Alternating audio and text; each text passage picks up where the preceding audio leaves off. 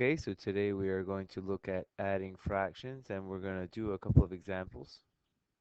Now, when we're going to look at adding fractions, we're going to do this mentally and we are going to stay inside these three groups here. So the first group is halves, quarters, and eighths, and the second group is thirds and sixths, and the third group is fifths and tenths.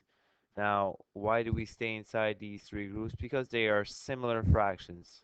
They work well together. So the first thing you need to know is how many quarters is a half. So half of 4 is 2, so 2 quarters. Okay. And how many eighths is a half? A half of 8 is 4, so 4 eighths is a half. And is the same as 2 quarters.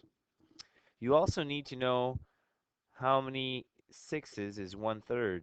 Well, a third of 6 is 2, so 1/3 is 2 sixths. And you need to know how much a fifth, how many tenths is a fifth. So a fifth of 10 is 2, so 2 tenths equals 1/5. So that's what you need to know before we move on. Okay, so let's do some more examples about partners. So these, you need to be able to do these four questions really quick in your head. So 1/4 plus what gives you 1? That's 3/4. 3/10 plus how many tenths gives you 1? 7/10. And what number plus 1/4 gives you 1? It's 3/4. It's the same question as the first one. It's just two numbers are square spots. Shows the commutative property of addition. And here we have how many eighths plus 5 eighths equals 1. It's 3 eighths to get to your whole. Now we are going to look at benchmarks. So we need to position this sum here and basis if it's bigger or less than 1. This is bigger than a half, so something bigger than a half plus a half is going to be bigger than 1. This is less than a half. So something less than a half plus a half is going to be less than 1. This is bigger than a half, so something bigger than a half plus a half is bigger than 1. And this is also bigger than a half, so something bigger than half plus a half is bigger than 1. Moving on. So here's the first group. I remind you the first group is halves, quarters, and eighths. So you should be able to complete this table very quickly. So I'm going to, here they are already similar, just halves. So this would be 3 halves. This would be 4 halves. This would be also 4 halves. And this would be 9 halves. You could write these other fractions. You could write this 1 and 1/2. That'd be fine. This you could write the answer as 2. Here 2 as well. And here you could write that as 4 1/2. It's the same thing. Moving on. So here you're gonna have to use your equivalence that we've seen in the first example. Knowing that 1/2 is 2 quarters, you should quickly realize that this is 5 quarters. And the same rationale here. This is 1 and this is a half. So you could write that 1 and 1/2. This is 1 and again 1 and 1/2. And here this is 2 quarters. So you have 7 quarters altogether. Now we have working with eighths, so you need to know that this is a half and this is an eighth. So a half is 4 eighths, so you can have 5 eighths altogether here. Here you have 6 eighths, so 7 eighths altogether. Here you have 4 eighths, so you're going to have a whole and you're going to have an 8 left over.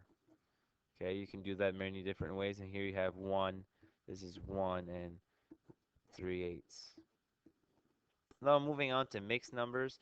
Now here you can add your mixed numbers together and your fractional parts together. So you would have 3 as your integer part, and then you would have a half plus another half. So actually you would have 4. That's actually 4. So here you have 3 plus this is 7 eighths. So 3 and 7 eighths. Here you have 4, and then you have a half, and this is a little bit more than half, so you have actually 5, and you have an eighth. And here you have 5, and this is a half, this is a little bit less than a half, so you have 5, and this is 4 eighths, so it's a half, so 7 eighths. So those are a couple of examples of the first group, which holds halves, quarters, and eighths. Now let's look at the second group, which are tenths and fifths. So this one here is very straightforward. 2 tenths, I have 1 tenth, and here's 5 tenths. Here's a whole. Here you have a whole and 2 tenths, or a whole and 5 tenths, and here you have a whole and 4 tenths, or two fifths. It's the same thing because this is one. All right, so here you need to go use your equivalent fractions that we saw in example one. Knowing that a fifth is 2 tenths, we have 3 tenths here. This is 4 tenths, so you have 6 tenths here. This is 2 tenths, so 7 tenths altogether. Here this is 2, because that's 1 and that's 1.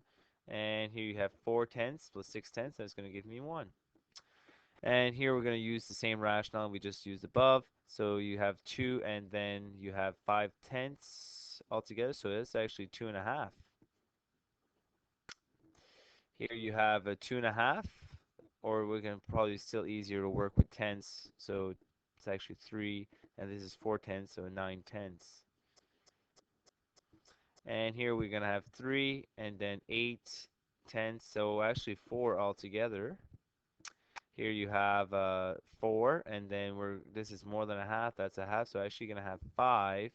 This is 6 tenths, and you're going to have 1 tenth more than 5. And here you have 4, 5, because this is 4 tenths, is going to be 13 tenths, so you're going to have 5 and 3 tenths. And let's take a look at the final group of similar fractions, which are thirds and sixes. So here we have 2 thirds. So you'll see the first column goes very well.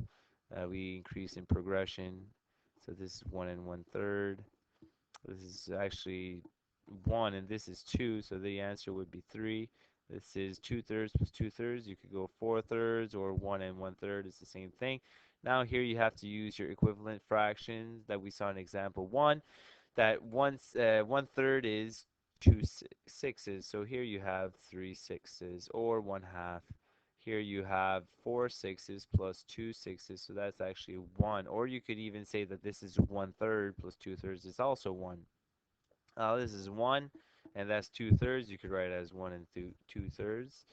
Here you have uh, 10 sixes and 1, so you would have 11 sixes, or you could say that's 1 and 5 sixes. And here you have 2. This is a 2, and that's a third, so 2 and 1/3. Moving on, we're going to add the integer parts together and the fractional parts together. So 3, and then you have a half, because we saw that this is 3 sixes. Here you have 2 thirds and 2 thirds, so that's 4 thirds. 4 thirds is 1, so you actually have 4 and 1/3 here altogether. Here you have, this is 2, and this is 3, so you have 5 altogether. So here you have a third. This is the third. So you have 1 and 2 thirds plus 2 and 1/3. That altogether will end up to be 4. Now here you have 4 integers, and then you have 2 sixes and 5 sixes. That's 7 sixes. So you're actually going to have 5 and a 6 more. So that's what we have for adding fractions.